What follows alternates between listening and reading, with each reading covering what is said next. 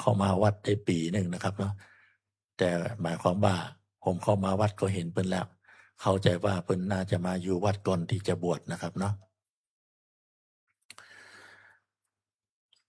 บวชณวัดลำเปิงตะโพธารามตำบลสุเทพอำเภอเมืองเชียงใหม่ขณะนั้น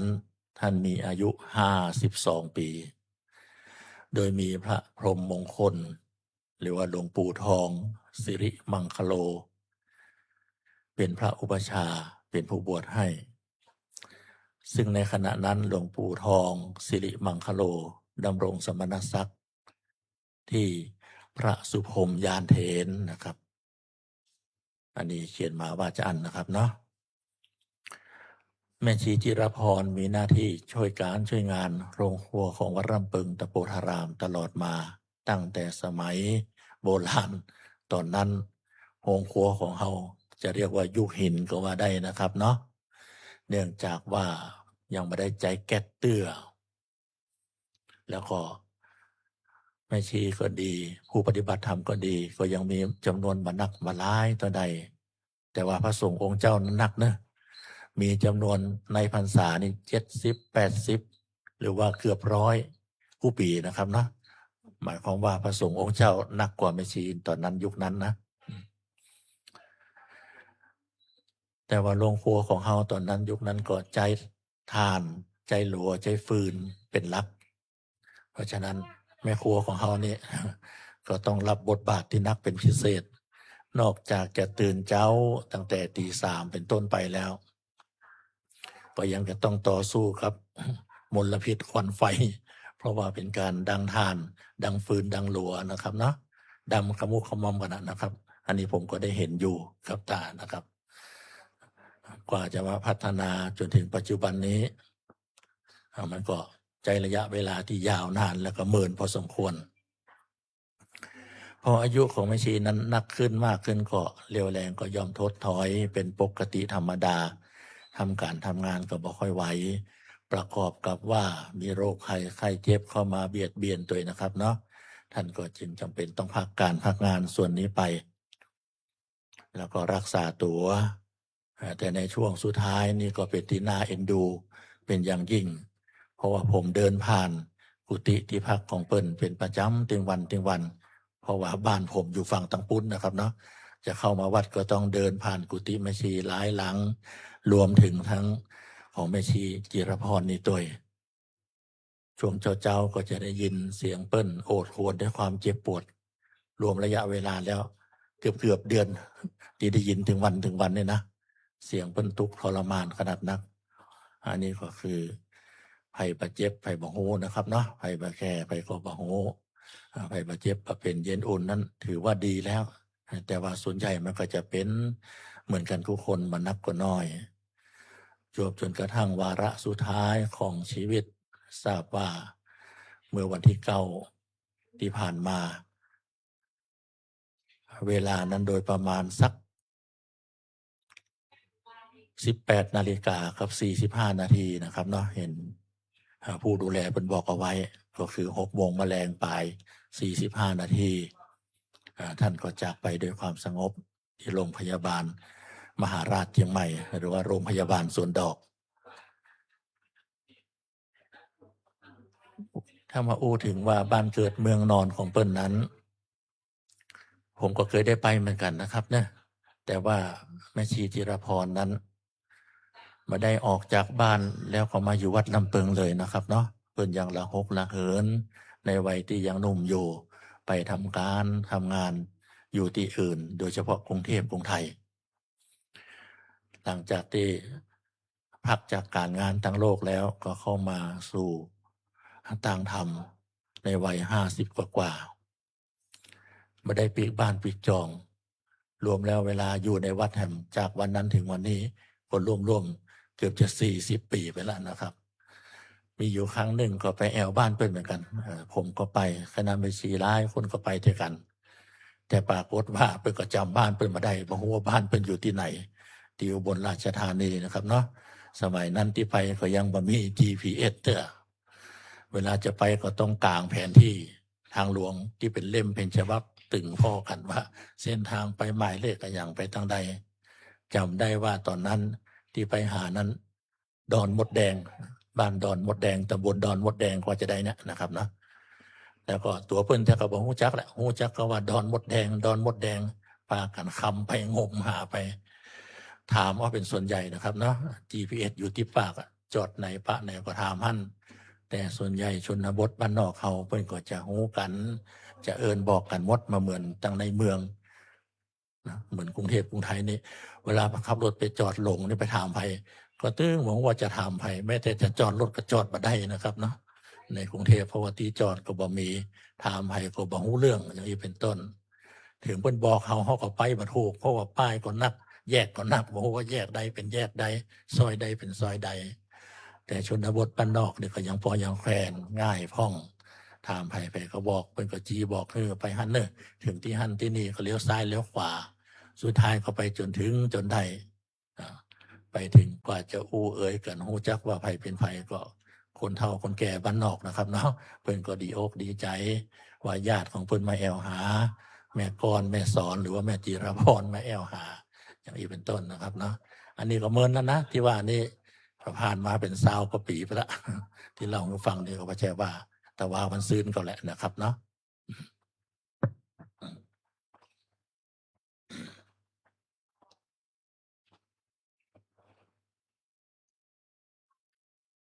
แต่วันว่าละสุดท้ายขอชื่อได้หรือยังเอาอันนี้ไปตัวเอาอะไรชื่อไป ไม่ต้องถา หาม อาจารย์ เอาไม่อ๋อถามก็ถามได้ แต่ว่า ค คน นแร จุด กคนแรก น่า น่า จะ จะ เป็ เป็น น คุณ พี่ ไป ปู โปเนี่ยครับผมน่าจะเป็นเนี่ย อืม จดไว้ก่อน ในไลฟ์สดอาจารย์ ชื่อชื่อจดเลย เขียนไว้เลย เขียนไว้เลย จุ ค ด รับ ธูปเทียนพระ บู พุทธ ชา มนต์ บูชาพระรัตนตรัยอะใช่ไหมอันนี้ใช่ ไม่ ป่ะ รู้ เดี๋ยวดูก่อน เมื่อวานไม่ได้ใส่แว่นเลยมองไม่เห็น บูชาพระรัตนตรัย บูชาพระรัตนตรัยนี่ไม่ให้เป็นพระเหรอ? ก็วันนี้เจ้าคุณอาจารย์เทศน์ อ๋อ จริงด้วยเนาะ คุณอาจารย์เทศน์ท่านจะไปจุดใช่พี่ปูนั่นแหละ คุณมวลอมรสัจจานิต แล้วก็รอความเห็นคุณอาจารย์กินก็ได้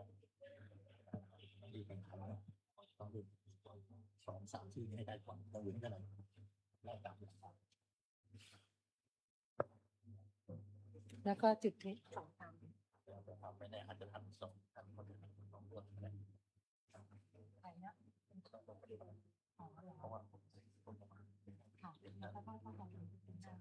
น้าองค์เทพ ก็น่าจะเป็นพี่ปูก็จะไปองค์เทพเนี่ยแหละสำคัญน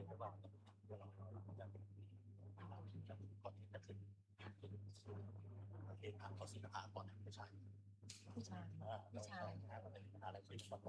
เพราะยังพระอาจารย์ให้ของผู้ชายอยู่นะเรียนไปเรียนทางสายศิลป์ ไหนวะมองไม่เห็นเลย เรียนอ๋อ นี่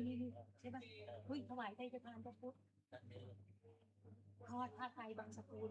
หน้าองค์เทพ อันนี้ประเคนนี่อยู่นี่นี้ ขนาดใส่แว่นนะเนี่ย วันนี้ก็เช่นกันนะครับเนาะ ขออนุญาตผู้ร่วมบุญขอรายนามรายชื่อ ถือว่าเป็นญาติเป็นพี่เป็นน้องด้วยกันนะครับเนาะ แม่จิรพรนั้นญาติสายตรงก็บ่มีนะครับเนาะ เหลือแต่หมู่เฮาซึ่งเป็นญาติธรรม ญาติสายธรรมก็แล้วกันนะครับเนาะ ไร้ญาติแต่ว่าบ่ขาดมิตรนะครับเนาะ มิตรมีเต็มวัด เพราะฉะนั้นก็คำเดียวก็เมื่อถึงเวลาประกอบพิธีบำเพ็ญกุศล จะขออนุญาตเรียนเชิญศรัทธาสาธุชนหลายคนหลายท่านด้วยกันเป็นผู้ร่วมบุญ โดยมีลำดับพิธีก็คือจุดธูปเทียนบูชาพระรัตนตรัยเป็นต้นตลอดไปจนถึงศาสนพิธีด้านอื่น เช่นจุดเทียนส่องธรรม น้อมถวายบูชา กันเทศน์ กันพระพุทธ ทอดผ้าไตรบางสกุลแบบนี้นะครับเนาะ ท้ายที่สุดก็ถวายทายทานแด่พระสงฆ์องค์สวดพระอภิธรรม ก็ขอรายนามรายชื่อศรัทธาสาธุชนผู้ร่วมบุญร่วมกันประกอบพิธีเป็นบุญเป็นกุศลถึงผู้วายชนด้วยนะครับนะคือแม่จิรพร มณีวรรณ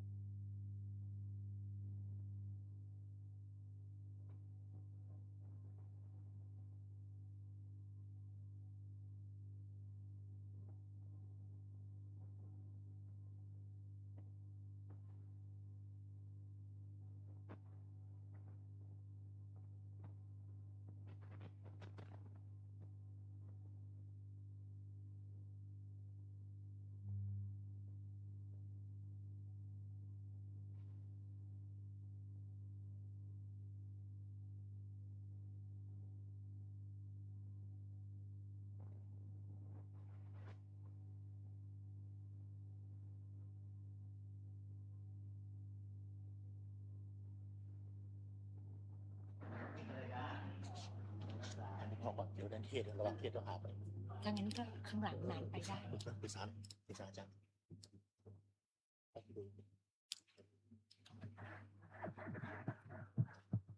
น้อมนมัสการกราบเจ้าคุณอาจารย์อีกวาระหนึ่งนะครับเนาะอีกครั้งหนึ่งเมื่อท่านเดินทางมาถึง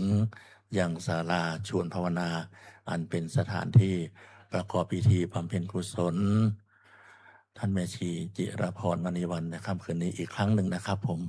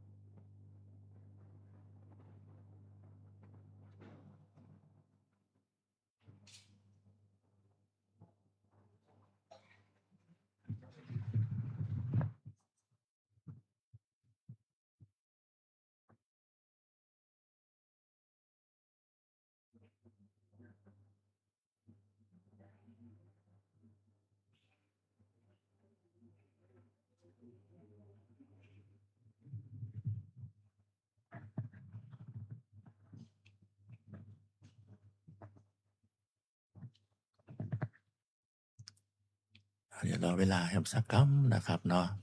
เพื่อขออนุญาตได้นำเอารายนามรายชื่อของศรัทธาสาธุชนผู้ร่วมบุญได้ร่วมกันประกอบพิธีบำเพ็ญกุศลในค่ำของคืนวันนี้แหมสักคำหนึ่งก็น่าจะเรียบร้อยนะครับ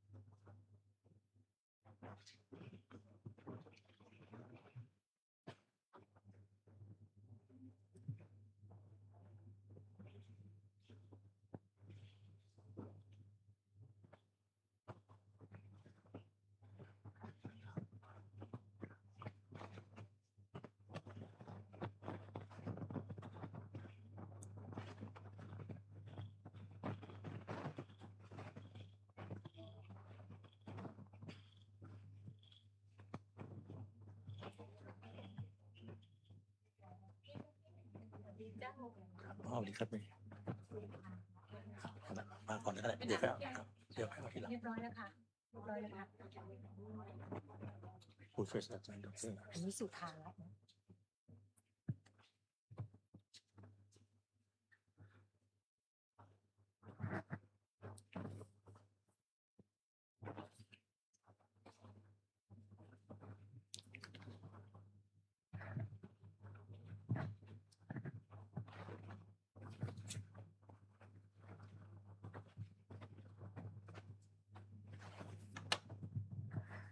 บัดนี้พร้อมแล้วในเวลาก็กระผมในนามมรคนายกวัดขออนุญาตนำพาศรัทธาสาธุชนทุกท่านประกอบพิธีบำเพ็ญกุศลในทางศาสนาในค่ำของคืนวันนี้นะครับ ในเบื้องต้นนั้นขออนุญาตเรียนเชิญ คุณนวลอนงค์สัจจานิตประกอบพิธีจุดธูปเทียนเพื่อบูชาพระรัตนตรัยขออนุญาตเรียนเชิญครับท่าน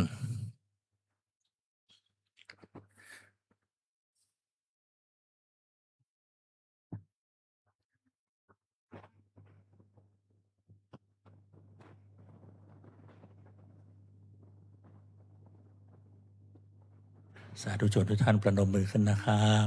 ครับถูกต้องครับ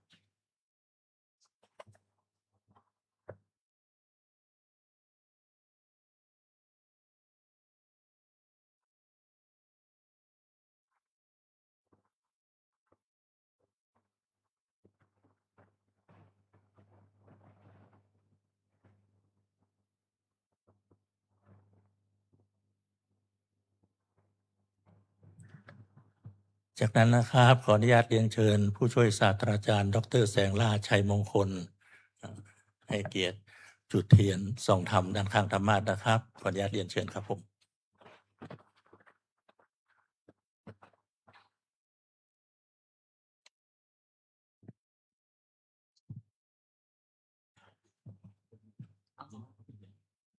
ขึ้นยืนเลยค่ะ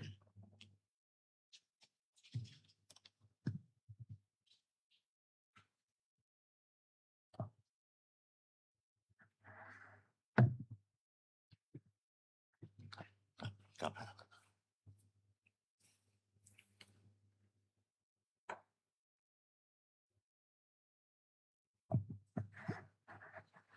ครับเรียนเชิญกับนั่งที่รับรองเดิมนะครับ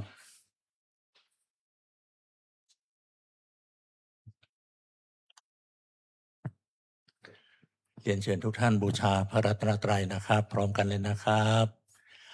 อิมินาสกกาเลนะพุทธังอภิปูชยามะ อิมินาสกกาเลนะธัมมังอภิปูชยามะ อิมินาสกกาเลนะสังฆังอภิปูชยามะ อะระหังสัมมาสัมพุทโธภะคะวาพุทธังภะคะวันตังอภิวาเทมิ สวากขาโตภะคะวะตาธัมโมธัมมังนามัสสามิ สุปฏิปันโนภะคะวะโตสาวกสังโฆสังฆังนามามิครับและในโอกาสนี้เรากับผมขออนุญาตกราบอาราธนาพระเดชพระคุณหลวงพ่อ เจ้าคุณพระภาวนาธรรมาภิรัตน์วิปัสสนา เจ้าคณะอำเภอเมืองเชียงใหม่ เจ้าอาวาสวัดลำปึงตะโพธาราม เมตตา เป็นองค์แสดงพระธรรมเทศนาในค่ำของคืนวันนี้กับพระรัตนานิมนต์ครับ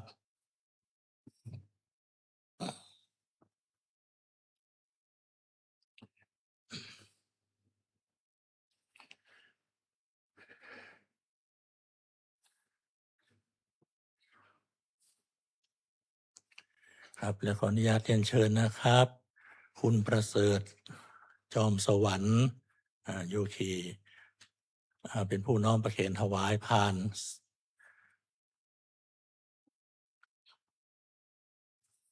แด่พระเดชพระคุณท่านเจ้าคุณอาจารย์นะครับเรียนเชิญครับ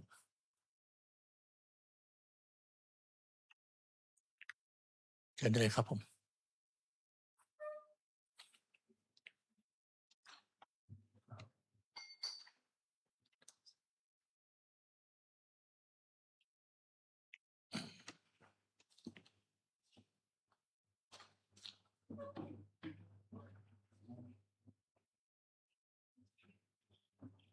เชิญคณะบัญชีอารัธนาสิน ไม่เอาสินห้า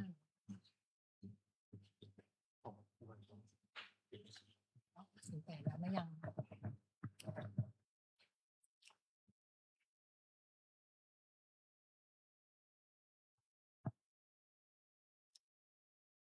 มะยังพันเตติสรเนนะสหอัฏฐศีลานิยาจามาทุติยัมปิมะยังพันเตติสรเนนะสหอัฏฐศีลานิยาจามา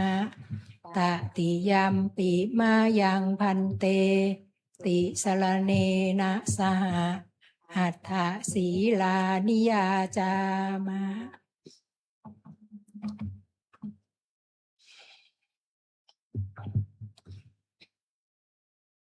นะโม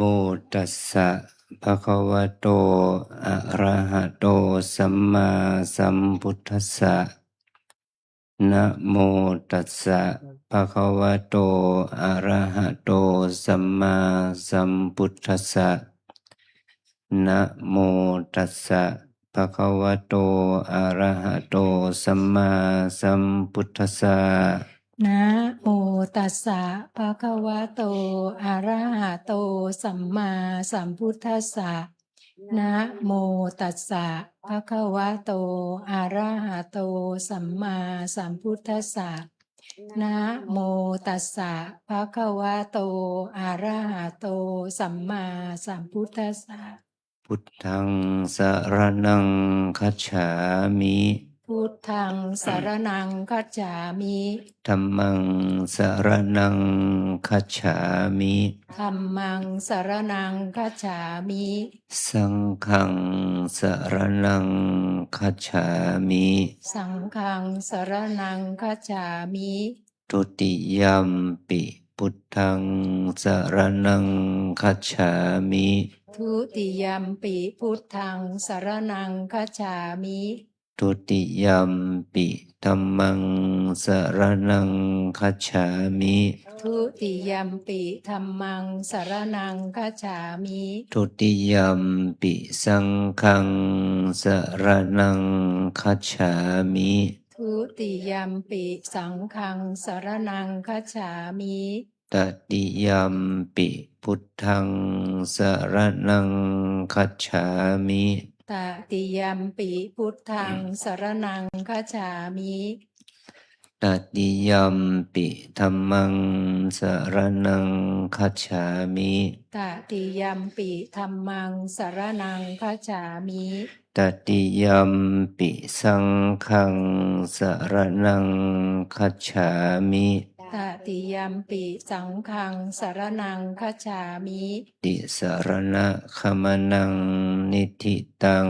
อามาพันเตปานาติปาตาเวรมณีสิกขาปะทังสมาธิยามิ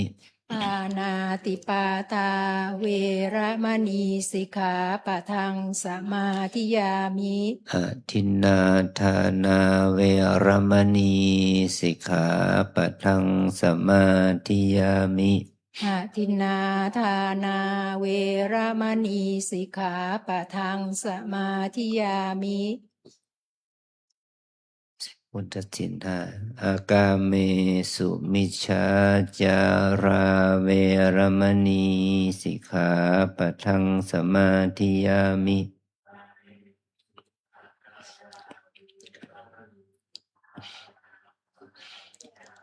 พวกเราสินแปดนะอะพรหมจริยาเวรมณีสิกขาปะทังสมาธิยามิอะพรหมจริยาเวระมณีสิกขาปะทังสมาธิยามิมุสาวาทาเวรมณีสิกขาปะทังสมาธิยามิมุสาวาทาเวระมณีสิกขาปะทังสมาธิยามิสุราเมรยมัชฌัปปมาทฐานาเวรมณีสิกขาปะทังสมาธิยามิ สุราเมรยะมัชฌะปมาทฐานา เวระมณีสิกขาปะทังสมาธิยามิ พวกเราศีลห้าแค่นี้นะ วิกาละโภชนาเวรมณีสิกขาปะทังสมาธิยามิ วิกาละโภชนาเวระมณีสิกขาปะทังสมาธิยามิ นัจจะขีตะวาทิตะวิสุกะทัสนะมาลาคันทะวิเลปนะธารณะมันดนะวิภูสนัฏฐานาเวรมณีสิกขาปะทังสมาธิยามิ นัจจะคีตะวาทิตะวิสุกะทัสนะมาลาคันทะวิเลปนะธารณะมันดนะวิภูสนัฏฐานาเวระมณีสิกขาปะทังสมาธิยามิ อุจจาสยนะมหาสยนาเวรมณีสิกขา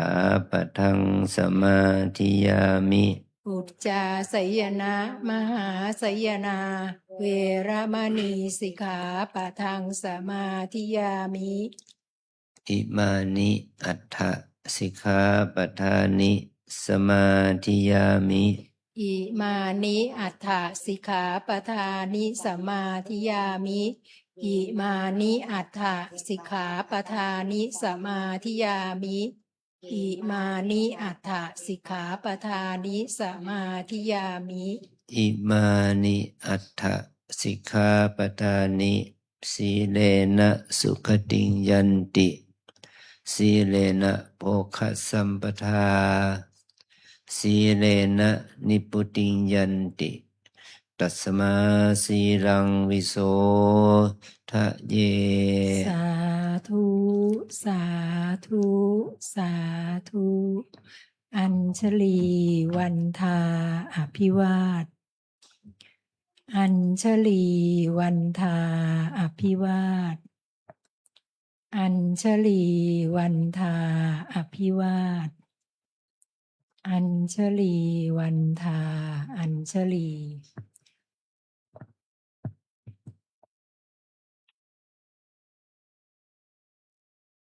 พระมาจะโลกาทิปติสัมปติกาตัญชลีอนาทิวลังอาญาจถาสันติทัสสัตตาอปาราชาคชาติกาเทเสยิธรรมังอนุกรรมปิมังปะชังท้าวสหับบดีพรหมเป็นบรมในพรหมมาทรงฤทธิ์ที่ศักดากว่าบริษัททุกหมู่พรหมน้อมหัดนามัสการประดิษฐานหน้าที่สมควรแล้วจึงบังคมชุลีบาทพระศาสดาขอพรอันประเสริฐวรเริศมาโหฬารปวงสัตว์ในโลกากิเลสน้อยก็ยังมีขอพรพระจอมปราดสู่ธรรมาทอันรู้จริง โปรดปวงประชานีท่านจงโปรดแสดงธรรมนิมนต์ท่านเจ้าขาผู้ปรีชาอันเลิศล้ำโปรดแสดงพระสัทธรรมเทศนาปาวาทีเพื่อให้สำเร็จผลแด่ปวงชนบรรดานี้ศพสุขเกษมสีสมดังเจตนาเทินอาราธนังกโรมา นะโมตัสสะภะคะวะโตอะระหะโตสัมมาสัมพุทธัสสะนะโมตัสสะภะคะวะโตอะระหะโตสัมมาสัมพุทธัสสะนะโมตัสสะภะคะวะโตอะระหะโตสัมมาสัมพุทธัสสะวิสาสะปรมาญาตินิพพานังปรมังสุขันติ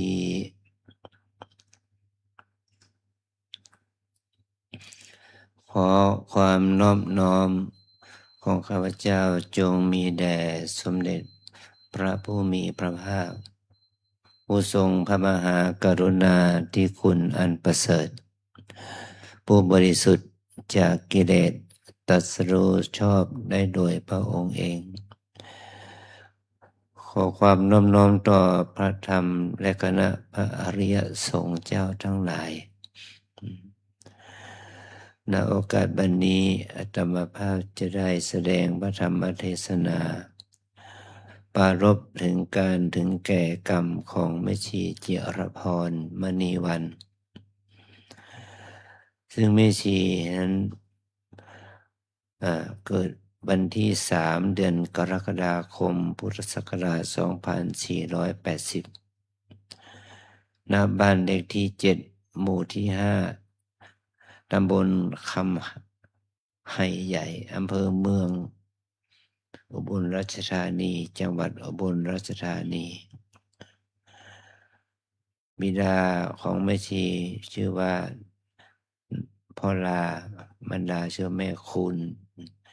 แม่ชีจิรพรเดิมมีชื่อว่าแม่ก้อนหรือแม่สอนต่อมาเมื่อปีพุทธศักราช2536ได้เปลี่ยนชื่อเป็นแม่ชีจิรพรแม่ชีจิรพรเราพูดติดปากแม่ชีจิราพรนะแม่ชีจิรพรมณีวันเนี่ยได้รับการบวชเป็นแม่ชีที่วัดน้ำเปิงของเราตั้งแต่วันที่3 เดือนมีนาคมพุทธศักราช2532ณที่วัดน้ำเปิงตะโพธารามนี้ขณะที่มีอายุ52 ปีโดยมีพระเดชพระคุณหลวงปู่พระพรหมมงคล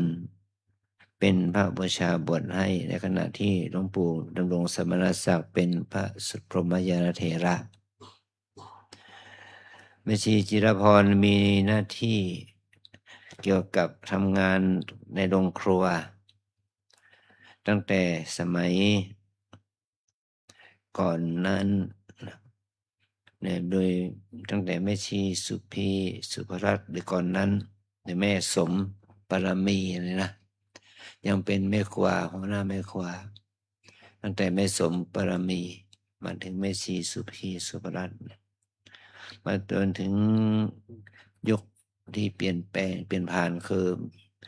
โยมอมรและแม่ชีอมรมาถึงยุคของโยมศรีวันจำชื่อไม่ได้จะชื่อจริงนัสยาหรือศรีวันเรามาถึงในยุคปัจจุบัน ไม่ชีทำงานเกี่ยวกับงานโรงครัวตั้งแต่การหุงข้าวผ่าฟืนน้อยใหญ่ตอนหลังนี่ก็อายุมากขึ้นแล้วก็สุขภาพไม่ดี จึงได้หยุดเพื่อพักรักษาตัว มาจนถึงวันที่ 9 เดือนกรกฎาคมพุทธศักราช2569 นี้ท่านได้ถึงแก่ชีวิตรวมสิริอายุได้89 ปี ก่อนที่แม่ชีจะถึงแก่กรรม อาจารย์ก็ได้ไปเยี่ยมที่กุฏิห้องพักนั้นก็ถือว่ามีอาการของโรคภัยไข้เจ็บทางเส้นเลือดเนี่ยอย่างเนี้ยแล้วก็ตอนหลังก็ได้ส่งเจ้าที่ของเราก็ได้ส่งไปรักษาตัวเพราะว่ามีอาการทางระบบอาหาร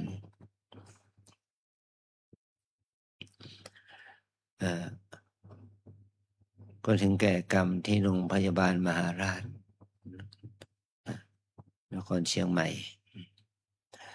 โดยที่ยังมีโอกาสรักษา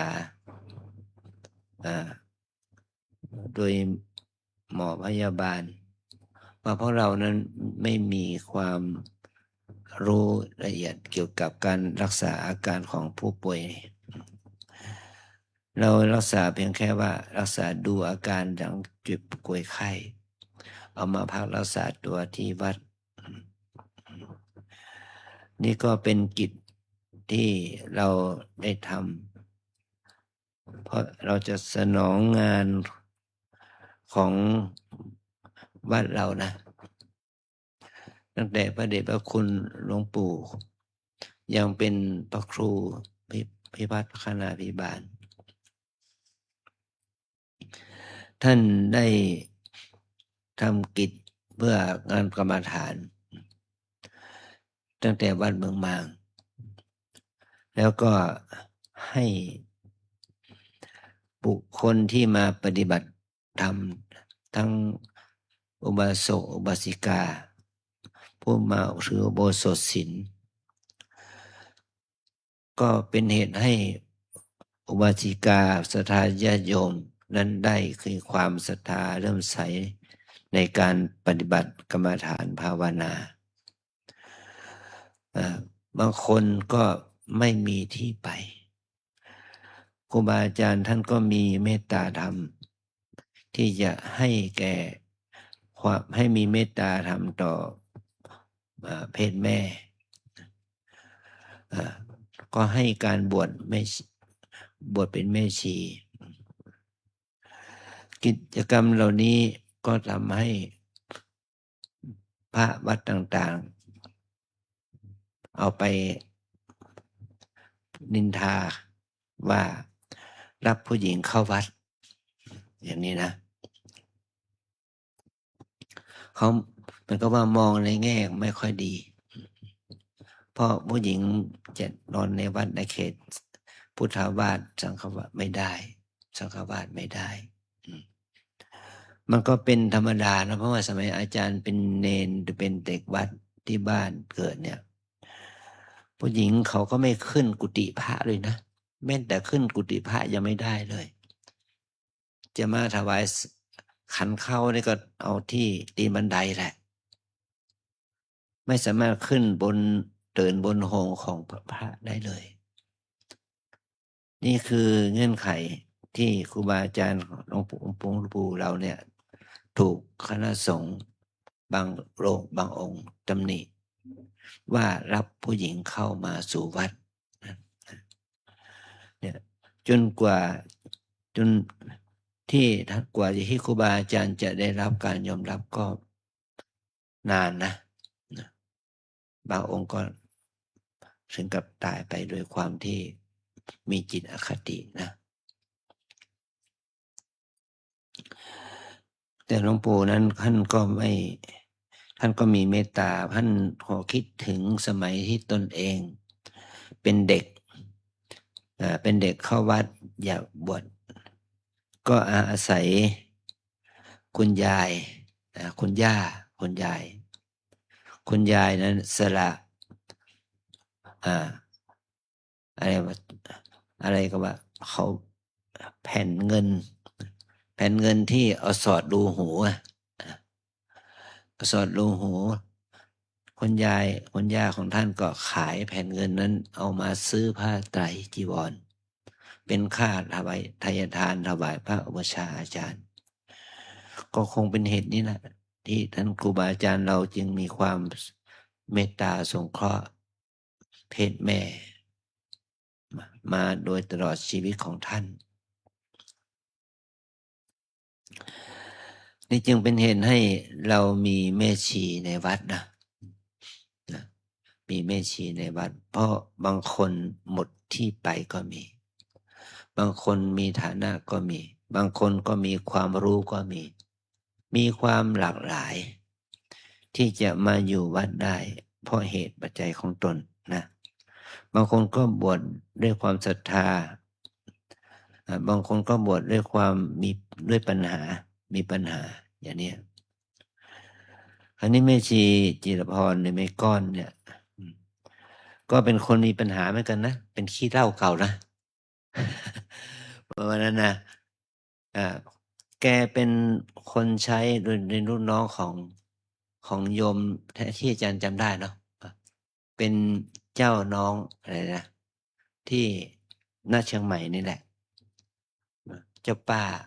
อาจารย์จำชื่อใช่ไหมจำอะไรจำไม่ได้หรอกเจ้าป้าอะไรนะป้าอันนั้นป้าใส่ไรนั่นแหละนะก็เอามาปฏิบัติที่วัดเนี่ยแล้วก็เลยเป็นโยคีช่วยงานวัดมาจนถึงบทเป็นแม่ชีนะแล้วแกก็ไม่เป็นคนไม่นิ่งดูได้ว่าเนี่ยคืองานที่ครูบาอาจารย์ได้มีเมตตาสงเคราะห์ครูบาอาจารย์ก็รดสงเคราะห์หลายอย่างเอาเฉพาะแค่นี้ก่อนเนาะเดี๋ยวมากเรื่องมันก็พูดยาวเกินไปนะนี่คือสิ่งเหล่านี้นะเราก็อาจารย์ก็เลยพระอาจารย์นั้นก็ฝากงานนี้กับอาจารย์ว่า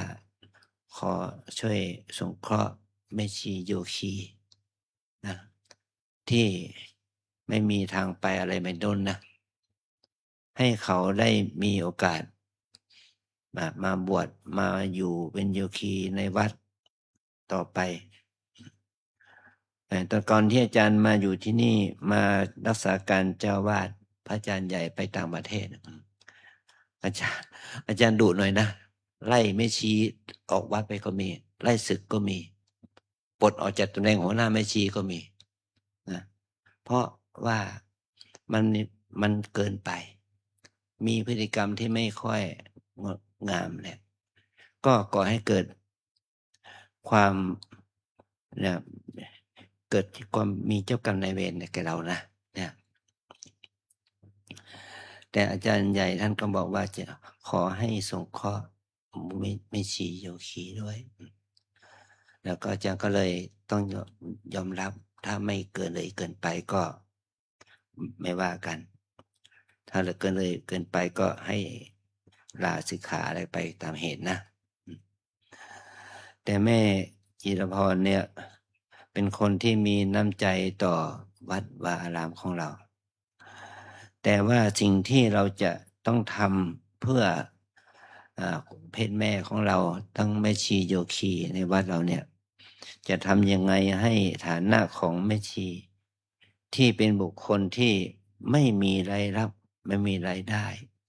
อยู่ด้วยกันอย่างมีความสุขอยู่ด้วยกันอย่างมีความรู้สึกอบอุ่นใจว่าตนไม่ถูกทอดทิ้งนะเราจะทำยังไงแล้วก็แม้ว่ามูลนิธิของเรามีเป้าหมายว่าจะต้อง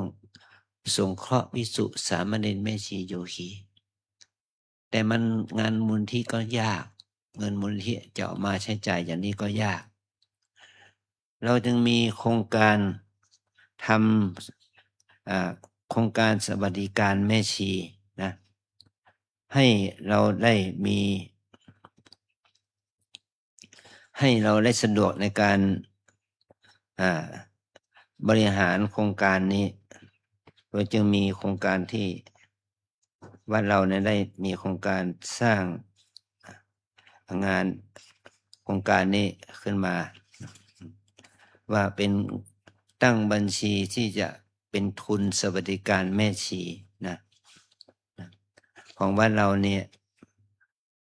มันก็มีการตกลงกันในกลุ่มของแม่ชีโยคีประจำว่าให้การรักษาพยาบาลเนี่ยปีหนึ่งไม่เกิน 5,000 บาทต่อคนนะไม่เกิน 5,000 บาทต่อคนเว้นแต่ว่าผู้ป่วยมีลักษณะมีความมีอุปการะคุณต่อวัดเป็นเจ้าหน้าที่ทำงานที่ปรากฏเด่นชัดจึงจะให้มากกว่านั้นเป็นหมื่นเป็นไรก็ตามแต่ตามฐานะนะนี่ว่าเราเนี่ยตอนนี้มีทุนสวัสดิการแม่ชีอยู่จำนวน1,48,998 บาท 57 สตางค์เจ้าที่ฝ่ายการเงินเขารายงานมานะยกตัวอย่างว่าปีนี้ตั้งแต่1 มกราคมจนถึง11 กรกฎาคมเนี่ยเราได้รับปัจจัยสมทบกองทุนสวัสดิการแม่ชีเนี่ยมีตามลำดับตอนที่เป็นนี้นะคือ1คุณโยมไมณีวรากิจได้สมทบทุนกองทุนสวัสดิการแม่ชี 100,000 บาทในโอกาสที่โยมมาทำบุญที่วัดเรานะในวันที่31 เดือนธันวาคมนะแล้วคุณโยมไพรัตน์อมฤตโชติอีก 100,000 บาทคุณโยมแพรคุณชโยคุณพัชราแก้วกิติยานุกูลพร้อมเลขครอบครัวเนี่ย 10,000 บาทบริษัทโทฟูสกินแคร์ 3,000 บาทคุณชนันท์คุณสุนีสันตโยดม 2,000 บาท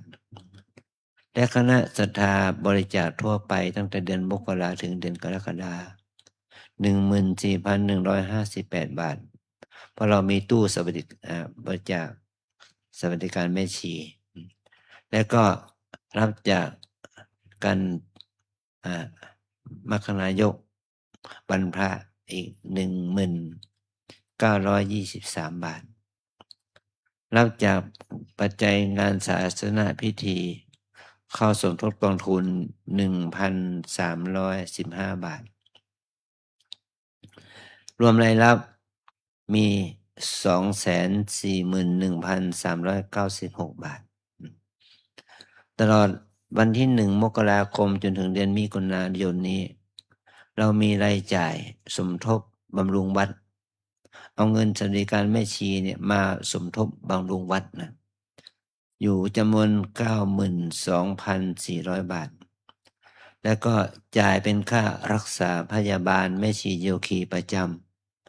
ตั้งแต่เดือนมกราถึงมิถุนายนนะ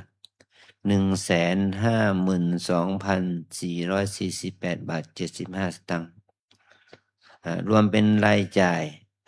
244,848 บาท 75 สตางค์สรุปแล้ว6 เดือนครึ่งปีแรกเนาะครึ่งปีนี้รายจ่ายมากกว่ารายรับอยู่ 3,452 บาท 75 สตางค์นะมีรายจ่ายมากกว่ารายรับอันนี้คือเราทำกิจกรรมนี้เพื่ออะไร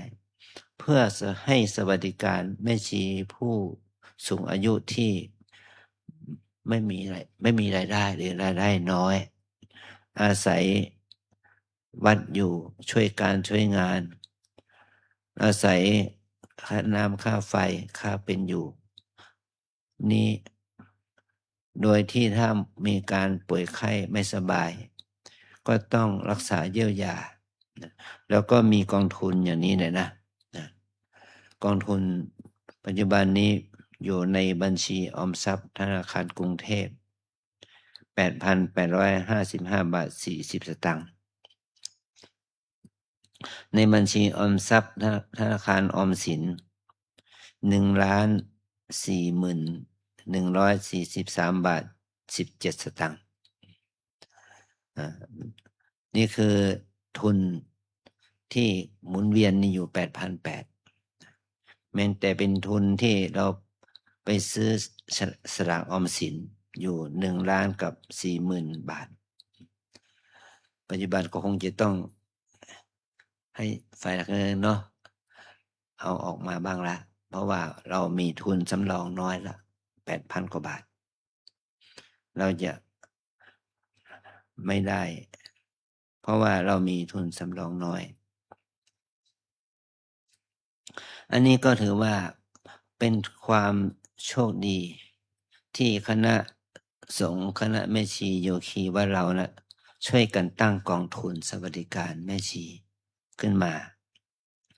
เป็นค่าแม้แต่ค่าตัดแว่นนะค่าขูดหินปูนนะก็มีอยู่นะแม่ชีเราไปตัดแว่นก็จ่ายค่าขูดหินปูนก็จ่ายค่าไปหาหมอค่าฉีดยาก็มีกองทุนนี้ช่วยจ่ายนะในงบประมาณที่ว่าไม่เกิน 5,000 บาทนี่แหละนะแต่ถ้าแม่ชีโยคีประจำที่มีฐานะทางการเงินดีก็ไม่โยมก็สละแต่ถ้าเห็นว่าไม่ไหวก็แม่ชีโยคีทั้งแต่ละเราก็ต้องจ่ายสมทบค่าเบี้ยผู้สูงอายุนะเพื่อผู้สูงอายุก็ต้องช่วยกันอย่างนี้แหละเพราะว่าเราต้องอยู่ในฐานะเป็นผู้บัตรคนจนอย่างนี้เบี้ยผู้สูงอายุนะแต่ถ้าเราเข้าโรงพยาบาลก็เอาบัตรสุขภาพทั่วหน้าไปช่วยแล้วก็ปัจจัยของวัดก็ไปอุดหนุนเสริมให้อยู่ได้เนี่ยแม่ชีคนไหนอยากจะป่วยบ้างก็ไม่มีเนาะไม่มีแม่ชีโยคีคนไหนอยากจะป่วยนะจะใช้สวัสดิการแม่ชี จะไม่ใช้สวัสดิการก็ไม่ได้ไม่มีอ่ะแต่ว่าถ้าป่วยไข้มาล่ะจำเป็นที่ต้องใช้จ่ายก็ต้องมีทุนสวัสดิการคณะสงฆ์ก็มีทุนสวัสดิการนะเมื่อเป็นเหตุนี้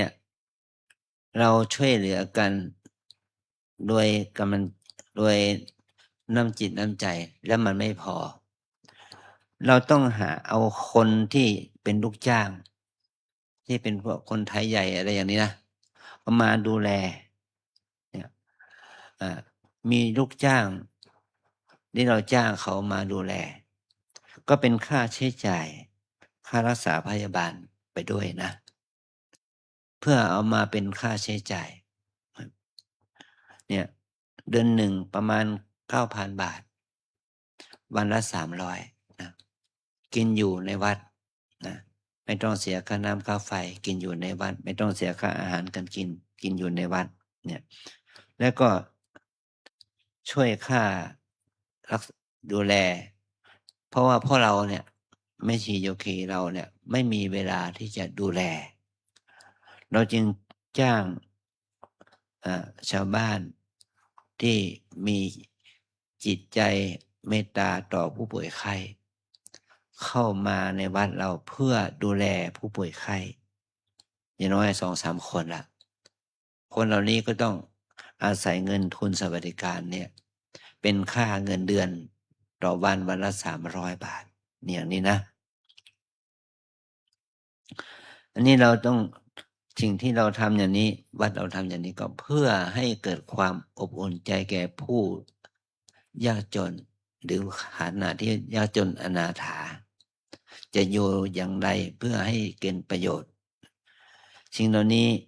คณะสงฆ์อาจารย์และคณะสงฆ์ก็ให้ความเอื้อเฟื้อให้ทุกคนได้รับอานิสงส์นะที่จะทำให้พวกเรานะอยู่ด้วยกันในฐานะเป็นเพื่อนเป็นมิตรนะนี่ที่ว่าอโรคยาปนามาราภาความไม่มีโรคเป็นลาภอย่างยิ่งสันตุถีปรมังทนัง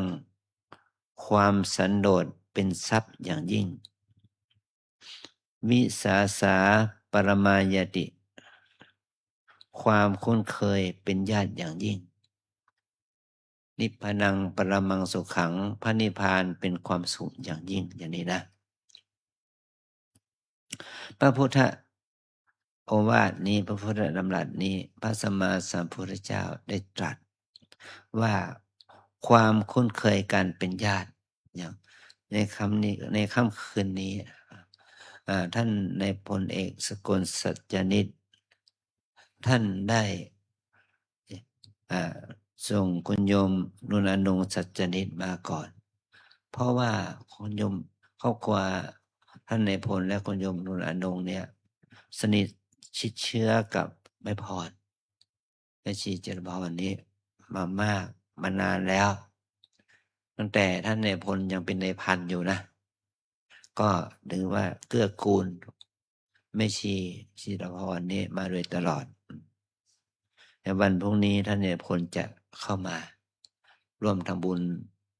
ในโอกาสที่เราจะทำบุญชาปนกิจศพแล้วนะตอนภาคบ่ายประชาภาคบ่ายวันนี้น้องอ้อได้พูดกับ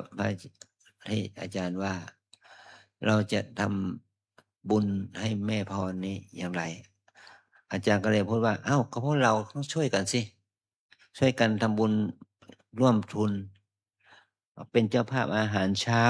เป็นเจ้าภาพอาหารเพลนะเนี่ยเพราะเราจะมารอญาติของแม่ชีได้ที่ไหนล่ะ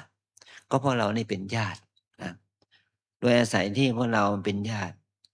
เราต้องช่วยกันสิว่าเหมือนกับญาติของเราเสียชีวิตเราจะเป็นเจ้าภาพจะรอเงินวัดอย่างเดียวไม่ได้ล่ะนะเราจะต้องช่วยกันสิมีกี่สิบกี่ร้อยกี่พันก็รวมกันแต่วันพรุ่งนี้นะคณะแม่ชีโยคีเนี่ยจะเป็นเจ้าภาพอาหารเช้าจะเป็นเจ้าภาพอาหารเพลและอุทิศบุญกุศลนี้ไปให้แก่แม่ชีจิรพรเพราะว่าเมื่อมีการตายก็เรามีนิสัยว่าจะเอาขันข้าวมาไว้ข้างโลงนะแต่ว่าเรานะไม่ทำกิจนี้นะเราจะต้องทำด้วยการทำบุญสังฆทานเนาะทำบุญสังฆทานถวายอาหารแก่พระสงฆ์อุทิศให้แก่แม่ชีถวายอาหารแก่สงฆ์อย่างเดียวไม่ใช่นะถวายอาหารแก่แม่ชีโยคีประจำทั้งชาวไทยชาวต่างประเทศจะได้รับอาหารที่ได้จากการทำบุญบริจาคกับพวกเรานี่แหละนะเป็นเจ้าภาพอาหารเพลอาหารเช้าและอุทิศบุญกุศลแต่พวกเรานะพวกนี้ก็ประเคนอาหารเช้าอาหารเพลนะอันนี้เป็นต้นงานบุญกุศลทั้งหลายเหล่านี้ที่เราทำเนี่ยเราทำเพื่ออะไรเพื่อรู้คุณของคนคือของแม่ชีจิรพรเนี่ยว่าท่านได้ช่วยงานวัดเรามาทั้ง30 กว่าปีตั้งแต่ปี2532มาจนถึงทุกวันนี้ก็37 ปีละ37 ปีเนี่ยคือประโยชน์ที่เราจะเอื้อเฟื้อกันในความที่ไม่มีฐานะที่เราไม่มีพี่ไม่มีน้องไม่มีปู่ย่าตายายไม่มีญาติมิตร เราจะช่วยกันอย่างไร ก็โดยอาศัยทุนสวัสดิการนี้จับจ่ายใช้สอยกันตามสภาพ อาศัยเงินทองที่ญาติโยมทำบุญให้ด้วยความเสน่หาด้วยความรักชอบพอกันด้วยความเชื่อเอื้อเฟื้อเกื้อกูลกันเนี่ยอย่างโยมสุนีสันตโยดมเนี่ยก็ถวายปัจจัยให้แม่ชีมาด้วยรวมถึงแม่ชีสุพีที่ได้ป่วยไข้ก็มีคนโยมสุนีเนี่ยเกื้อกูลมาโดยตลอดโยมท่านนั้นโยมสุนีสันตโยดมโยมวิไลโยมปณิชาบุษราคำตระกูลนี่เป็นผู้ที่เอื้อเฟื้อท่านในพลเด็กสกลสัจจานิได้คนโยมนวลอนงสัตนิได้ครอบครัวเนี่ยได้เอื้อเฟื้อคณะศรัทธาบสกบสิกาจำศีลว่าเราทุกคนนะรวมถึงแต่คนแดงแล้วก็คณะศรัทธาเราได้ทำบุญเนี่ยก็เพื่อว่าเพื่อนช่วยเพื่อนนะให้ฐานะที่เป็นเพื่อนช่วยเพื่อนที่ในยามมีชีวิตอยู่นะเพื่อนพึ่งพายามยากนะแก่ที่เกิดขึ้นกับพวกเราเนี่ยมันเหมือนกับเป็นญาติไม่ใช่ชาติไม่ใช่เชื้อก็เป็นเนื้อของก็เป็นดุจดังเนื้อของอาตมาอย่างนี้แหละว่าเราจะช่วยเหลือเกื้อกูลกันอย่างไรให้มันในฐานะที่ว่าเป็นคนกันเองมีความรักใคร่ชอบพอกันอย่างไรเราก็ช่วยเหลือเกื้อกูลกันอย่างนี้นะเราไม่ใช่พี่ไม่ใช่น้องไม่ใช่ชาติเชื้อ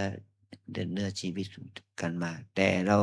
ถือว่าเป็นญาติทางจิตเป็นญาติทางธรรมเนี่ยบุญกุศลนี่ก็จะหนุนนำพวกเรานะ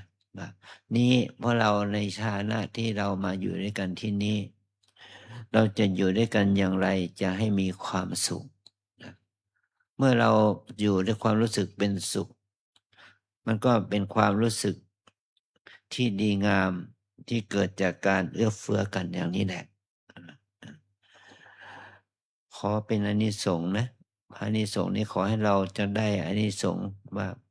เราจะเกิดมาอย่างไรจะเป็นอยู่อย่างไรเจ็บป่วยอย่างไรจะเป็นจะตายอย่างไรขอให้เราได้อานิสงส์มีเพื่อนสหธรรมิกมีพระภิกษุสามเณรช่วยงานศพมีแม่ชีโยคีศรัทธาญาติโยมมาช่วยงานศพนี่คือว่าเป็นอานิสงส์นะเรียกว่าแต่ละคนมี FC นะมีแฟนคลับมี FC แฟนคลับเนี่ยมีนี่แหละจะได้อานิสงส์นี้ว่ามีผู้ที่รู้จักคุ้นเคยกันเอื้อเฟื้อเกื้อกูลกันน้อมอุทิศบุญกุศลให้แก่กันและกันเพื่อให้เกิดความสุขใจให้เกิดความอบอุ่นใจให้เกิดอานิสงส์ผลเนี่ยบุคคลที่ช่วยงานที่เก่าแก่มาก่อนที่อาจารย์มาอย่างคุณติ๊กนะคุณโยมประยงศรีเนี่ยคุณติ๊กใช่ไหมก็ได้คุยว่าเมื่อแม่ชีป่วยอยู่ก็ยังฝังใจอึดอัดใจอยู่ทุกข์ใจพอแม่ชีท่านละสังขารไปแล้วก็รู้สึกเบาใจ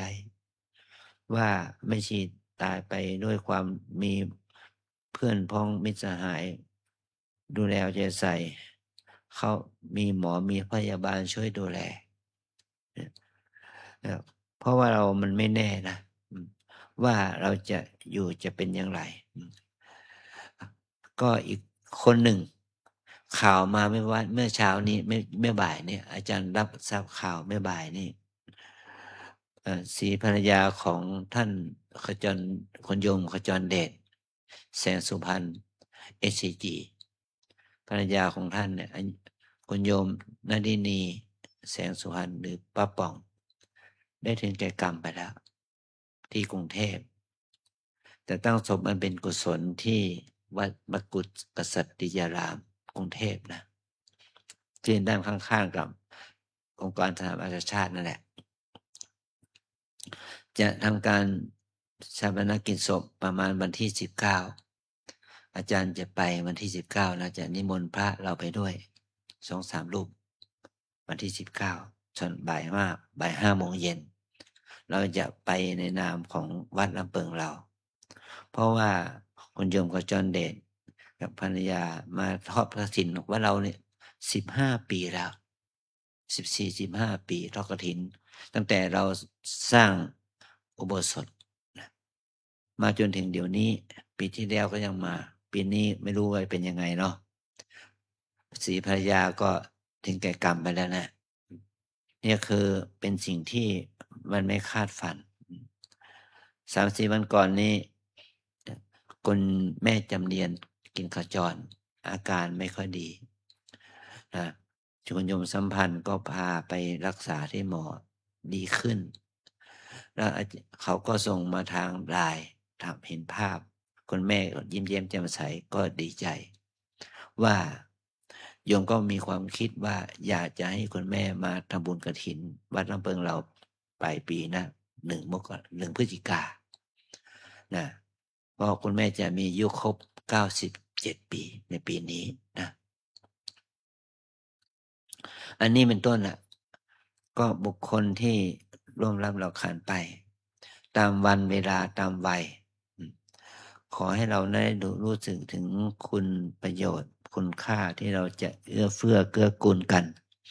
ในฐานะดูต่างเป็นญาติธรรมญาติทางธรรมเนี่ยคือประโยชน์สุติผลที่เกิดขึ้น มันก็จะเป็นประโยชน์แก่พวกเราทั้งหลายด้วยกันเองเมื่อเราได้ทำกิจกรรมน้อยใหญ่นี้แล้ว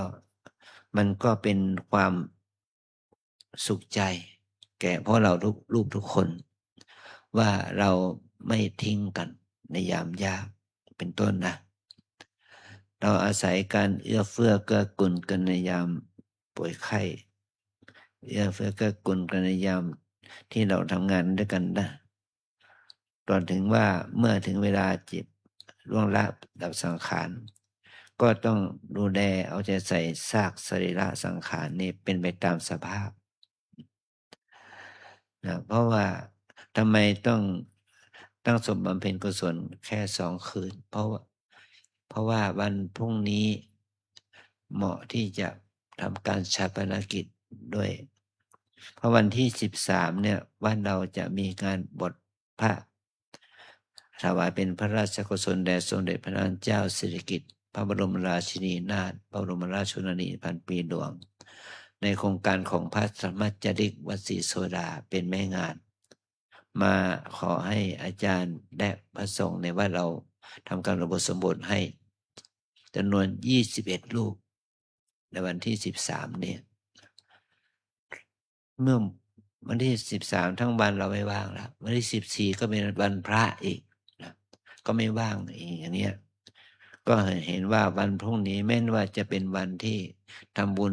ถวายกุฏิท่านพระครูประหลัดนพพันธ์เอาเป็นภาคเช้าเอาภาคบ่ายทำบุญเพื่ออุทิศกุศลนี้ให้แก่แม่ชีจิรพรนะก็จะเป็นพลังบุญแก่พวกเราทุกคนที่จะทำประโยชน์เกื้อกูลอุทิศกันรับปนาผลให้แก่แม่ชีจิรพรมณีวันผู้ล่วงลับดับขันไปแล้วแม้นว่าแม่ชีจะไม่มีญาติเหลืออยู่รวมกับเราญาติทางสายเลือดแต่เรามีญาติทางสายธรรมทางธรรมกันมีกันมากนะแม่ชีจากอีสานที่มาปฏิบัติธรรมที่บ้านเราเนี่ย10 กว่ารูปก็มาอาจารย์ก็บอกว่าให้มาร่วมเพราะว่าแม่ชีผู้ใดเนี่ยเป็นคนอุบลนะแม่ชีจากชัยภูมินะจากอีสานมาปฏิบัติธรรมกับเรา มากก็ขอให้มีส่วนร่วมแผ่บุญกุศลไปให้แม่ชีจิรพรด้วยอย่างนี้นะเพราะนี่คือเป็นอานิสงส์ที่มีเพื่อนสัทธมิกมาจากจังหวัดชัยภูมิมาร่วมปฏิบัติธรรมที่วัดเราเนี่ยเมื่อเช้านี้ก็มาอีก3 ท่านนะรับกรรมฐานเนี่ยนี่คืออานิสงส์ของแม่ชีจิรพรนะที่ได้มีเพื่อนสัทธมิกมาร่วมบุญให้พระสงฆ์องค์เนรเราแม่ชีโยคีเราศรัทธาญาติโยมเราทุกคนมาร่วมทำบุญเนี่ยให้เราเอาบุญนี่แหละบุญภาวนาเป็นบุญตั้งบุญศีลบุญทานเป็นบุญหนุนบุญให้อุทิศให้แก่แม่ชีจิรพรให้ได้รับอนุโมทนาในบุญกุศลนี้สืบต่อไปนะขออานิสงส์บุญที่เกิดจากการที่เราได้กระทำบำเพ็ญทานศีลภาวนากันทุกคนได้น้อมอุทิศไปถึงคุณแม่ชีจิรพรมณีวันหรือไม่ก้อนเนี่ยให้ได้รับอนุโมทนาในบุญกุศลนี้เพื่อให้ถึงความสุขความเจริญในสัมปรายภพและถือว่าแม่ชีนั้นได้ทำความดีให้แก่พระศาสนาให้แก่วัดวาอารามให้แก่ครูบาอาจารย์มา37 ปีเนี่ยขอเป็นบุญบารมีให้แม่ชีได้ถึงสุคติมันพบสุคติภูมิให้ได้ถึงมนุษย์สมบัติให้ถึงมนุษย์สมบัติสวรรค์สมบัตินิพพานสมบัติจงมาเกิดผลแก่แม่ที่ได้กันร่วงรับดาวขันไปแล้วจงทุกประการเทศนาวาสาเนในที่สุดเนี่ยมาเห็นเป็นในการแสดงมาธรรมเทศนาในวันนี้ขอยุติลงไว้แต่เพียงเท่านี้เอวังก็มีด้วยประการราชนี้อันธรรมยังสาธุกาลังกาโลมะเสสาธุสาธุสาธุเนื้อหาสาระธรรมซึ่งพอจะสรุปได้ในวันนี้นั่นก็มีใจความว่าอดีตเป็นมาอย่างไรนั้นไม่สำคัญจะเป็นนักดื่มจะเป็นนักเที่ยวหรือว่านักเลงอื่นใดแต่ปัจจุบันเมื่อมาอยู่ในวัดก็ขอให้ท่านเป็นผู้เจริญในศีลเจริญในธรรมเป็นกัลยาณมิตรกัลยาณธรรมต่อกันเท่านั้นก็พออันนี้เป็นปฏิปทาของหลวงปู่ประพรหมมงคลด้วยนะครับ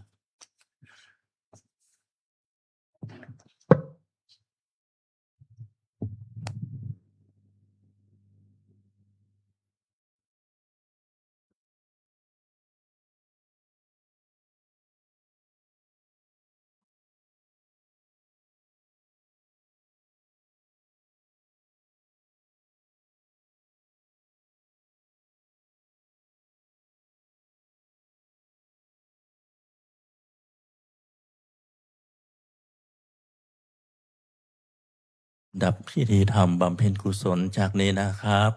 เป็นพิธีทอดผ้าไตรบังสกุลแด่องค์เทศองค์แสดงธรรมเพื่ออุทิศส่วนบุญส่วนกุศลถึงผู้วายชนก่อนอื่นนั้นขอเรียนเชิญท่านแม่ชีหนึ่งท่านในนามตัวแทนของญาติผู้วายชนประจำตำแหน่งจุดมอบผ้าไตรครับ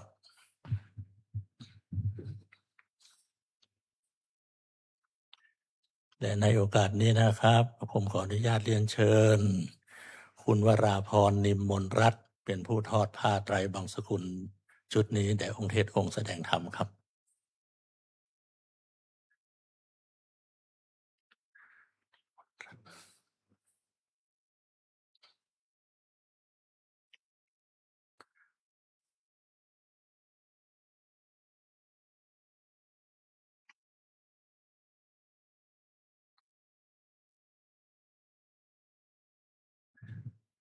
เชิญยืนรอ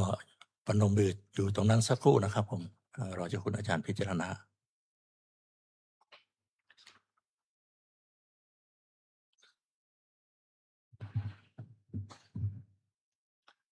อนิจจาวัฏสังขาราอุปาทวยธรรมิโน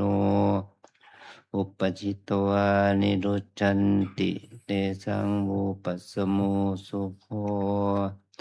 อนิจจาวัฏสังขาราอุปาทวยธรรมิโน อุปชิตวานิรุจฉันติเตสังโวปัสสโมสุโขอนิจจาวัตสังขาราอุปาทวยธรรมิโนอุปชิตวานิรุจฉันติเตสังโวปัสสโมสุโข สาธุเรียนเชิญท่านกลับที่รับรองเดิมครับ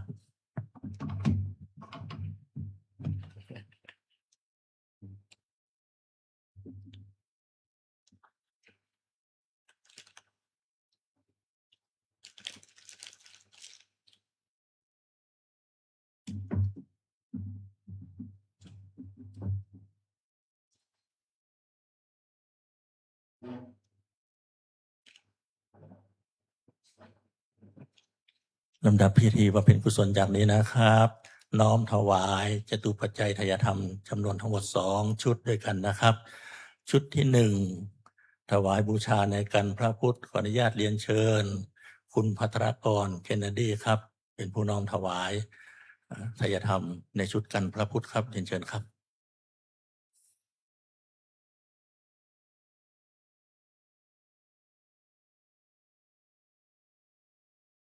หากสะดวกรอกรวดน้ำตรงนั้นก็เชิญนั่งรอตรงนั้นได้เลยนะครับ และชุดที่ 2 น้อมถวายปัจจัยเทธรรมบูชากันเทศแต่พระเดชพระคุณท่านเจ้าคุณอาจารย์เรียนเชิญคุณนวลอนงค์สัจจานิตอีกครั้งนะครับขออนุญาตเรียนเชิญครับ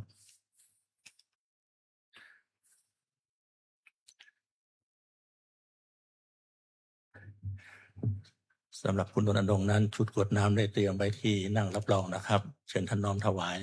แล้วก็กลับที่นั่งรับรองเดิมได้นะครับ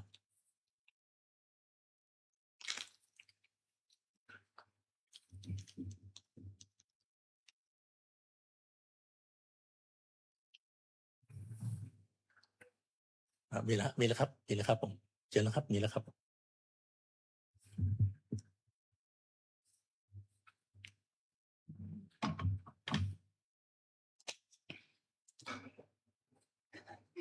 ยะถาวาริวหาปุราปริปุเรนติสาคารังเอวะเมวะอิโตตินังเปตานังอุปกัปปติอิชิตังปฏิตังตุมหังคิปะเมวะสมิจฉตุสัพเพปุเรนตุสังกปาจันโทปนรโสยถามณิโชติรโสยถาสัพพิติโยวิวัชชันตุสัพพะโรโควินัสตุมาเตภววันตรายโยสุขีติกายุโกภวะอภิวาทนาสีริสะนิจังวุธาปัจจายโนจัตตารโอธรรมาวัฏันติอายุวันโนสุขังพระลัง สาธุเชิญท่านกราบพระและกลับที่รับรองเดิมครับและกราบนิมนต์เจ้าคุณอาจารย์ลงมาพักผ่อนยังเก้าอี้รับรองด้านล่างก่อนนะครับ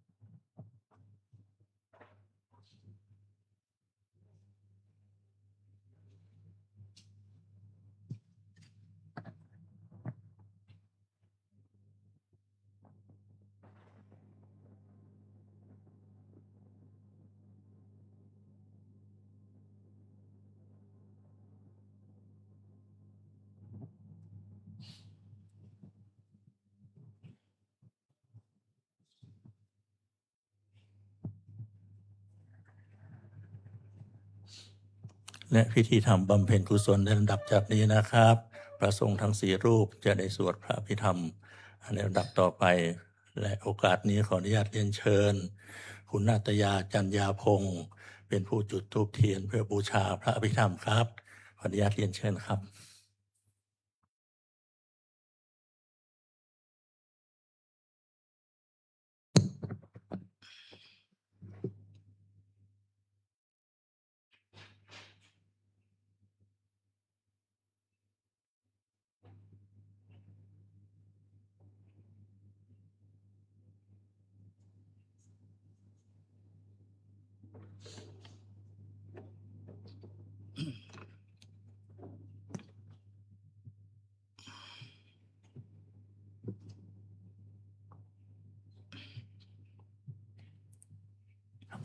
เรียนเชิญท่านครับที่รับรองเดิมครับ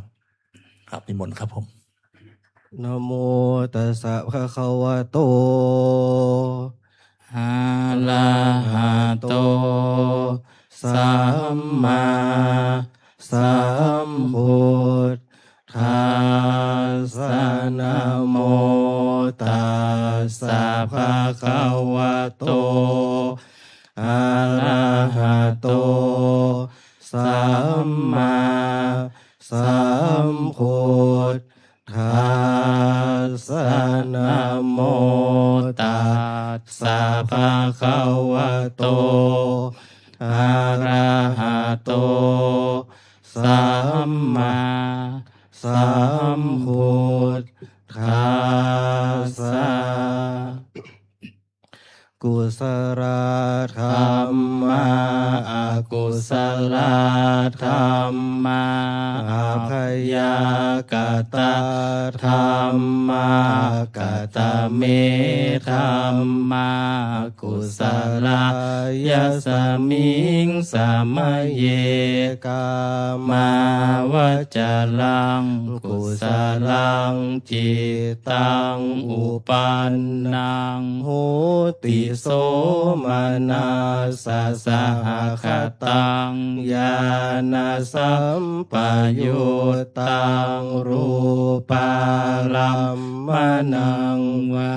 สัทธารัมมนังวาคันธารัมมนังวารสารัมมนังวาโพธาภาลัมมนังวาธรรมรัมมนังวายังวาปนา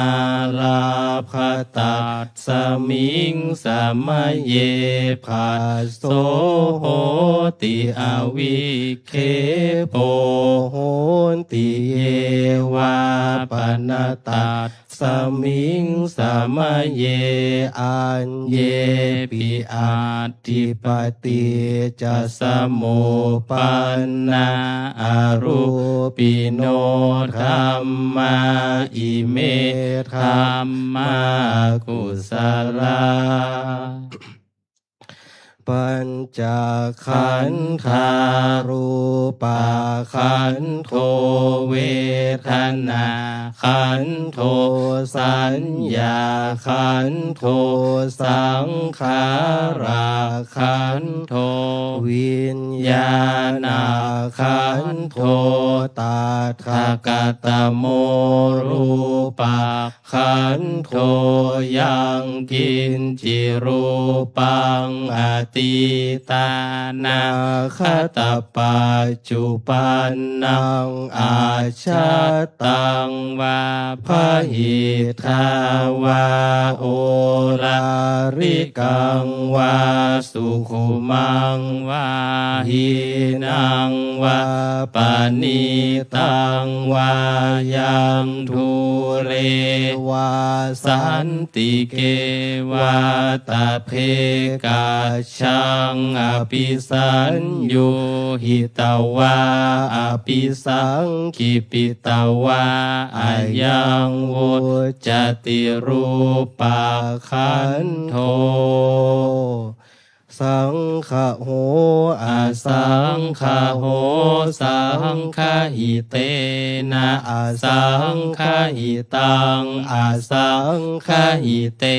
นะสังฆหิตังสังฆหิเตนะสังฆหิตังอาสังฆหิเตนะอาสังฆหิตังสัมปโยโควิปโยโคสัมปยุตเตนะวิปยุตตังวิปยุตเตนะสัมปยุตตังอาสังฆหิตังชาปัญญาติโยขันธปัญญาติอายตนะปัญญาติธาตุปัญญาติสัจจะปัญญาติอินทริยปัญญาติปุคารปัญญา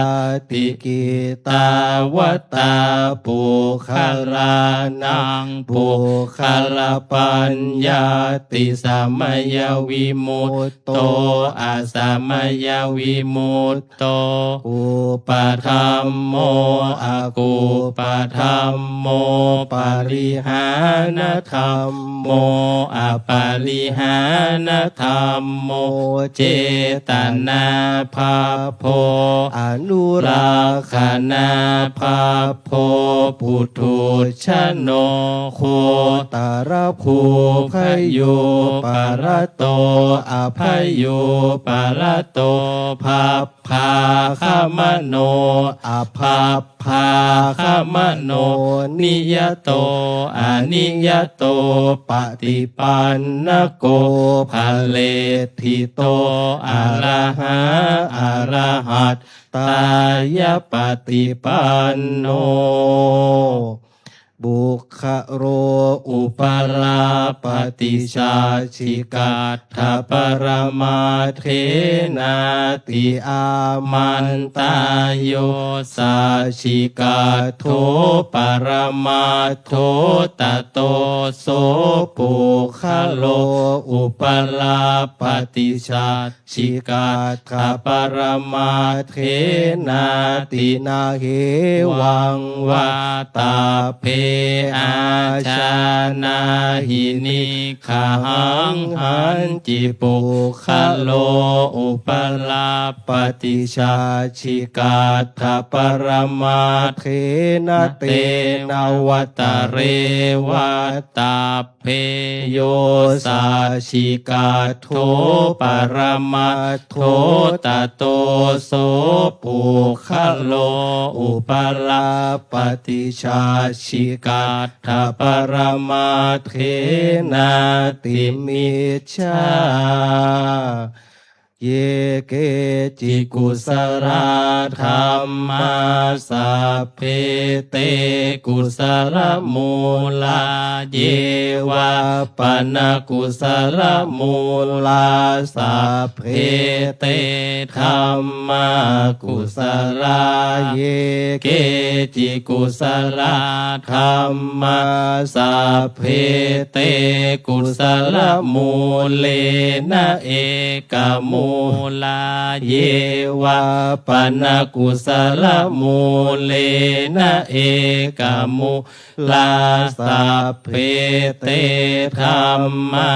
กุสลาเหตุปัจจโยอารัมมณปัจจโยอธิปติปัจจโยอนันตรปัจจโยสัมมานันตรปัจจโยสหัชชาตปัจจโยอัญญมัญญปัจจโยนิสยปัจจโยอุปนิสยปัจจโยปุเรชาตปัจจโยปัจฉาชาตปัจจโยอาเสวนปัจจโยกัมมปัจจโยวิปากปัจ จัยโย อาหา หารปัจจยโย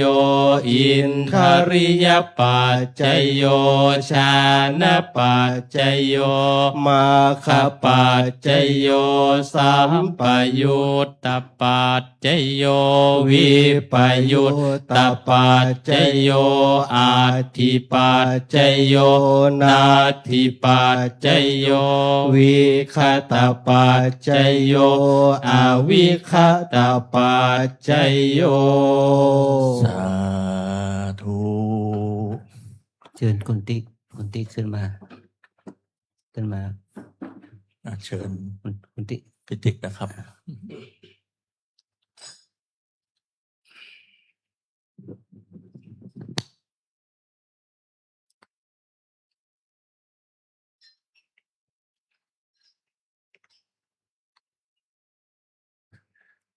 ประจำตำแหน่งจุดมอบผ้าไตรครับพี่ ให้พิติกอยู่ประจำตำแหน่งพิติกเป็นผู้มอบ และเชิญคณะแม่ชีทั้ง4ท่านนะครับ เป็นผู้ทอดผ้าไตรบังสกุลแด่พระสงฆ์ทั้ง4รูปไว้อาลัยแด่ท่านผู้วายชนนะครับ รับจากพิติกนะครับนะสำหรับแม่ชีทั้ง4ท่านนั้น ท่านที่1เรียนเชิญ ดร.แม่ชีณฤณีศรีสุข ท่านที่2เรียนเชิญแม่ชีธรรมจารี ท่านที่3เรียนเชิญแม่ชีปัณพัฒน์สุขอนันทวี และท่านที่4เรียนเชิญแม่ชีสิทธาพัฒน์ใจอ่อนครับ ทั้ง4ท่านรอพร้อมๆกันนะครับ เนื่องจากมีใครมาทึกภาพถ่ายรูปนะครับครับ เชิญนั่งรอด้านหน้าพระสงฆ์ก่อนนะครับ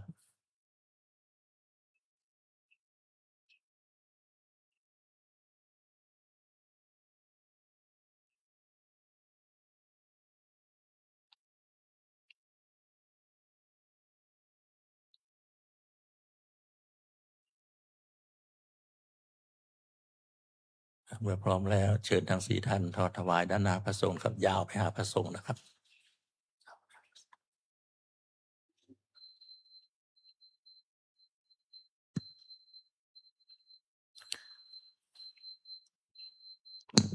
ยังไม่ต้องกรวดน้ำครับผม ยังไม่ต้องกรวดน้ำ อานิจจาวัตสังขาราอุปา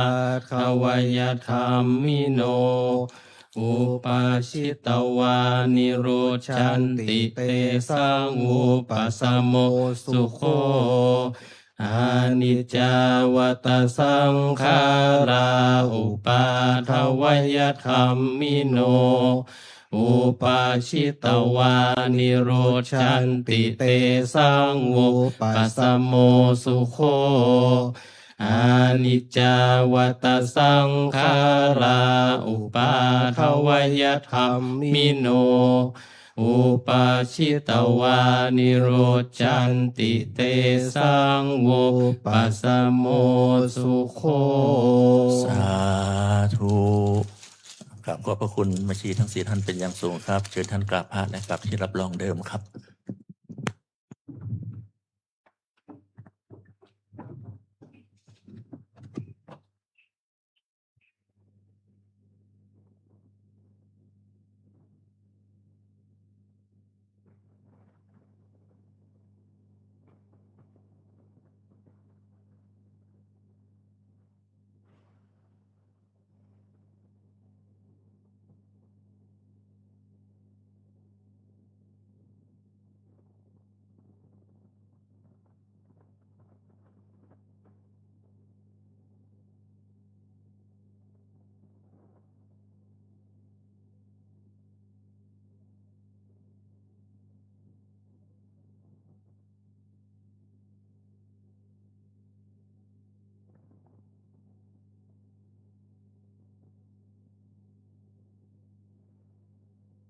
ปัจฉิมพิธีอันเป็นพิธีลำดับสุดท้าย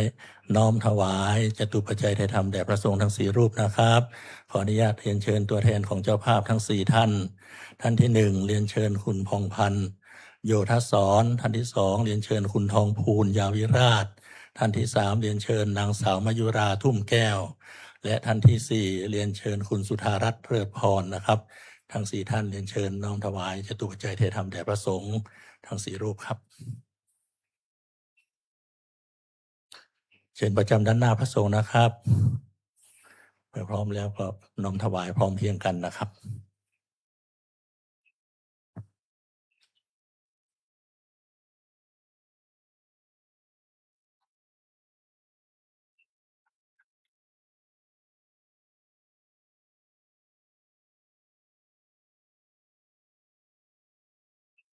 ครับ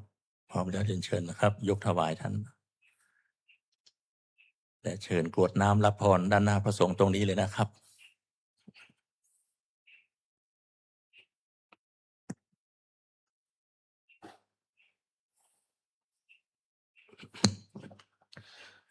ยะถาวาริวหาปุราปริปุเรนติสาคะรังเอวะเมวะอิโตทินังเปตานังอุปกัปปติอิชิตังปะทิตังตุมหังคิปะเมวะสมิชตุสัพเพปุเรนตุสังขปาจันโทปนารโสยถามณิโชติราโสยถา สัพพิติโย วิวาชัน โตสัพพะโร โค วินาศ สตุมาเตภวัตวันตารายโยสุขีทีขายุโกภวะอภิวาทนาสิริสนิจังวุธาปัจจายโนจัตตาโลธรรมา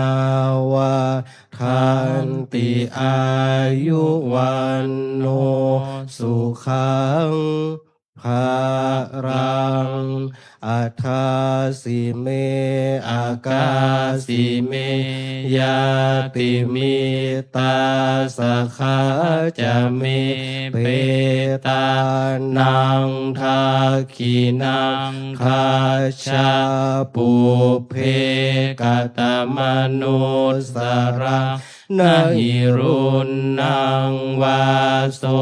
โกวายาวันยาปาลิเทวนานาตังเปตานามาคายะเอวังติทันติยาตโยอายัญจะโคทาขีนาทินนาสังคัมหิสุปฏิทิตาทิคาราตังหิตายาสัทธานาโสอุปกัปปติโสยาติธรรมโมจะอายังนิทัสสิโตเปตานภูชาจักตาอุลาราภรัญจะพิคูนมโนปะทินนังตุมเหหิปุญญังปัสสุตังอนาปกันติภวตุสาพมังคลังลาคันตุสัพพะเทวตาสัพพะพุทธานุภาเวนัสสทธาโสทิภวันตุเตภวันตุสัพพะมังคลังลาคันตุสัพพะเทวตาสัพพะธรรมานุภาเวนัสสทธาโสทิภวันตุเตภวตุสัพพะมังคลังลาคันตุสัพพะเทวตาสัพพะสังฆานุภาเวนัสสทธาโสทิภวันตุเต สาธุกราบขอบพระคุณทั้งสี่ท่านเป็นอย่างสูงครับ เชิญท่านกราบพระแล้วกลับที่รับรองเดิมได้ครับ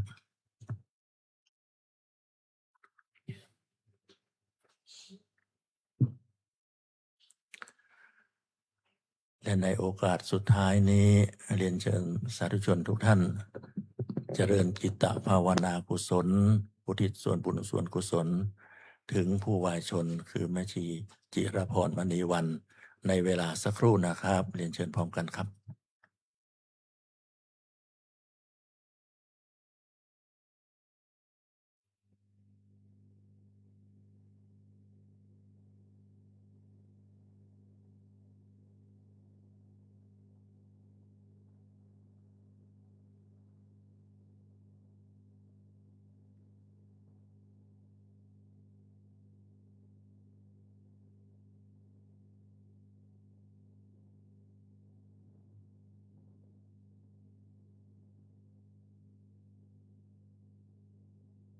สมควรแก่เวลาแผ่เมตตาพร้อมกัน อีตังตานากัมมังนิพพานปัจจโยโหตุโนนิจจังอีตังศีลากัมมังนิพพานปัจจโยโหตุโนนิจจังอีตังภาวนากัมมังนิพพานปัจจโยโหตุโนนิจจังยังกินจิกุสาลังกัตตะพังกัมมังสัพเพหิอัมเหกาตังปุญญังโนอาโนทันโตโสนันโตพนโตเยเทวอัสสมิงฐาเนอาทิทีคายุกาสัทธาโหนตุสัพพะสัตตาสุอัตตานังปาริหารันตุมาตาปิตาสุขิตโหนตุทุกขาปะมุจจันตุสัพเพยาตาสุขิตาโหนตุทุกขาปะมุจจันตุสัพเพอายตากาสุขิตาโหนตุทุกขาปะมุจจันสัพเพปิสาสัพเพยาคาเปตาสุขิตาโหนตุทุกขาปะมุจจันตุสัพเพนัคขัตตาสุโหนตุทุกขาปะมุจจันตุสัพเพเทวาสุตาโหนตุทุกขาปะมุจจันตุสัพเพอาจาริโยสุขิตาโหนตุทุกขาปะมุจจันตุสัพพะสัมปติโยชามิชันตุโววันตาเมพุทธังสัพพะเมวะโทสังคามาธามพันเตวันทามิธรรมสัพพะเมวะโทสังคามาธามิพันเตวันทามิโทสังคามาธามิพันเตวันทามิคารุอุปัชฌายาลิเยสัพพะเมวะโทคามาธามิพันเตวันทามิกัมมัตสัพพะเมวะโทสังคามาพันเตวันทามิอารามเมพัทธะสัพพะเมวะโทสังคามเมพันเตวันทามิเจติยะสัพพังสัพพะทานิปาติทิตาสาริราธาตุพุทธารูปังสกาลังสะคาโลเกเทวาโลเกพระมาโลชัมพูทิสาลีลาธาตุโยเกสะตุโยอาลาหันตาธาตุเจติยังคันทะปุติงติสาหาเสธรรมะขันเทสัพเพสัมปะ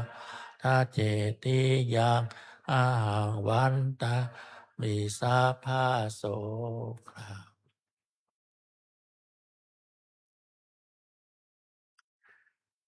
สาธุชนทุกท่านวันทาน้อยพระเดชพระคุณท่านเจ้าคุณอาจารย์นะครับ สาธุวันตาเมพันเตสัพพะปาลาทางคามาทะเมพันเตมายากาตังปุญญาสามินาอนุโมทิตาพังสามินากาตังปุญญาหังทาตาภะสาธุ สาธุอนุโมทามิ จัตตารโอธรรมาวัฏันติอายุวันโนสุขังภะลัง สาธุ สาธุ สาธุ ในช่วงสุดท้ายนี้เจ้าคุณอาจารย์อาจจะเพิ่มเติมปาโลพยังค์นิมนต์ครับผม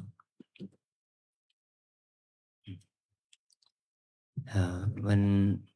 พรุ่งนี้ภาคเช้าล่ะขอนิมนต์ขอเชิญแม่ชีโยคีเรา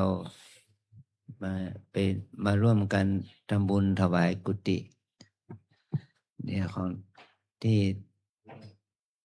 พระครูประหลัดร่มพันธ์ท่านจะทำบุญวันพรุ่งนี้เนาะ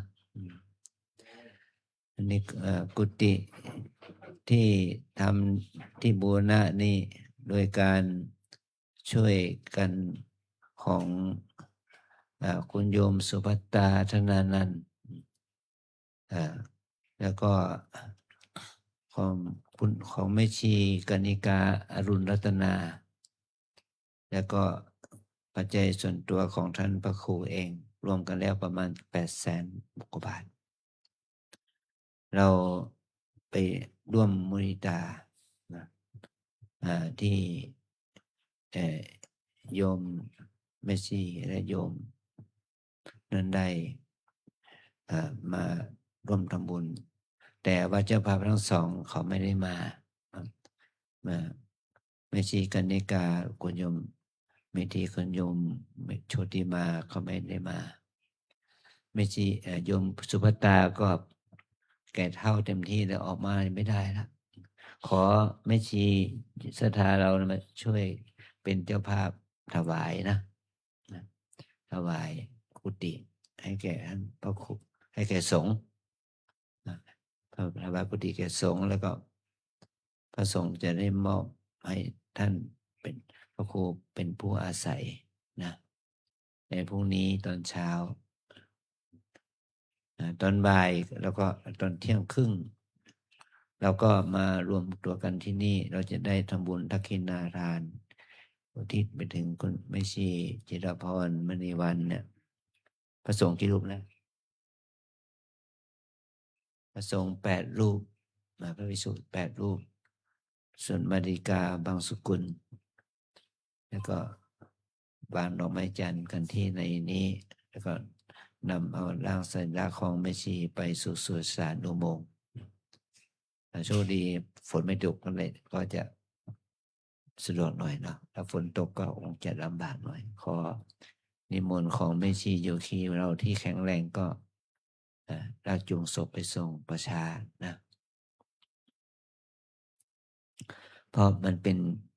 กิจของเรานะกิจเป็นหน้าที่ของพวกเราเพราะว่าแม่ชีในฐานะแม่ชีเป็นได้อยู่กับเราเป็นพี่เป็นน้องเป็นญาติทางธรรมอย่างที่อาจารย์ได้พูดนั่นแหละนะและญาติทางสายโลหิตก็ไม่มีใครจะมาแล้วเพราะเราก็จัดตามบุญนะที่เราได้เกื้อกูลกันเป็นในชาตินี้เป็นวันเป็นชาติเป็นวันสุดท้ายนะแล้วก็อาจารย์ขอปรารภถึงว่าคนใช้คนดูแลแม่ชีจิรพรนะเราจะรับเขาทำงานกับบ้านเราหรือเปล่าถ้าเราไม่รับเขาอาจารย์จึงขอให้พวกเรานั้นได้พิจารณาให้ค่าตอบแทนเป็นค่าเลี้ยงชีพแก่โยมที่เขามาดูแลแม่ชีมา 3-4 ปีมาเนี่ยเราจะจ่ายให้ค่า ตอบแทนไป3 เดือน ให้เป็นค่าดำเนินชีวิต เพราะว่าโยมที่เป็นผู้ป่วยที่ผู้ดูแลแม่ชีจิรพรเนี่ยแกก็เป็นไข้อยู่นะเป็นต่อมทอนซิลเป็นพิษ ต้องไปกินทานแร่นั่นแหละนะถ้าเหมือนกับว่าเราก็จะช่วยเขาไปเป็นช่วงเหมือนกับว่า3 เดือนนะให้กองทุนสวัสดิการแม่ชีพิจารณาออกจากกองทุนสวัสดิการแม่ชีไปช่วยโยมที่เขาดูแลแม่ชีจิรพรนะก็ถือว่าเป็นความเหมาะสมว่าเขาดูแลแทนเราแล้วก็สบายใจนะแม้ว่าอะไรก็แล้วแต่แล้วก็เอื้อเฟื้อคนที่เขาได้ทำบุญดูแลคนของเรานะจึงขอฝากกับคณะแม่ชีและเจ้าหน้าที่ฝ่ายการเงินนะเอาตามนี้นะไหว้พระพร้อมกันนะครับอะระหังสัมมาสัมพุทโธภะคะวาพุทธังภะคะวันตังอภิวาเทมิสวากขาโตภะคะวะตาธัมโมธัมมังนามัสสามิสุปฏิปันโนภะคะวะโตสาวกสังโฆสังฆังนามามิ ในนามของมคณายกวัดแล้วก็ตัวแทนของผู้วายชนคือแม่ชีจิรพรตัวนะครับเนาะขอกราบขอบพระคุณเมตตาบารมีธรรมของพระเดชพระคุณท่านเจ้าคุณอาจารย์ ตลอดไปจนถึงพระสงฆ์องค์เจ้าทุกรูปสามเณรทุกลูกและกราบขอบคุณมาอย่างคณะแม่ชี ทุกท่านโยคีทุกคนคณะสัทธานอนวัดพ่องมันนอนวัดพ่องนะครับเนาะทุกคนทุกท่านบ้านไกลบ้านไกลที่มาร่วมบุญร่วมกุศลในวันนี้ก็ขอกราบขอบคุณเป็นอย่างสูงนะครับขาดตกบกพร่องสิ่งหนึ่งสิ่งใด